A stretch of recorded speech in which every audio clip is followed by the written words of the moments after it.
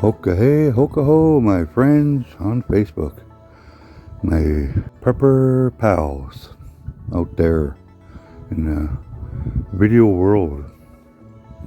This is Gansey coming to you from Canada, and I just want to do a quick overview. The first section that we covered was this one, the fire kit and the first aid section. So that's all covered. I got more things to add to it. It's all good. Second section that we got was this one, emergency shelter and the cover and shelter and PPE gear right there. So the next section that we're covering today is water. I got my water tag here. Water kit. First one is a life straw. No need to explain the life straw to you because there are a bazillion videos on the life straw. But that's in my water kit. Next one is the Sawyer Mini. I have a whole bunch of these Sawyer Minis.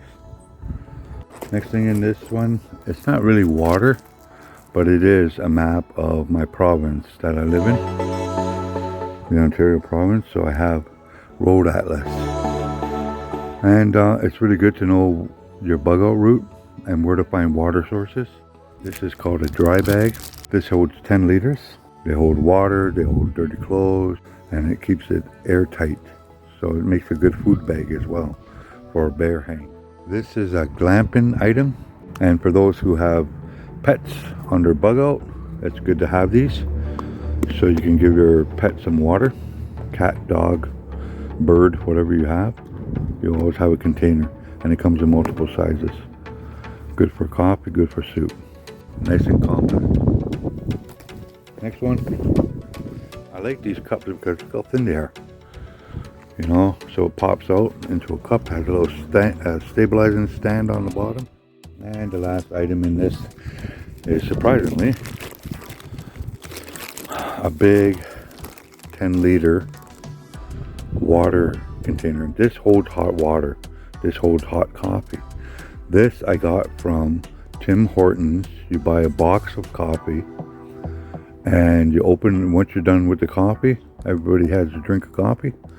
You open the box and this is the thermos bag you have inside it. And it's perfect. Just perfect for collecting water, morning coffee, hot drinks, or even as a heat bag, Pour some hot water in there, slip it into your sleeping bag, and then before you go to bed, your sleeping bag or your sleeping area is nice and warm. Moving on to the next section, communications and small kits.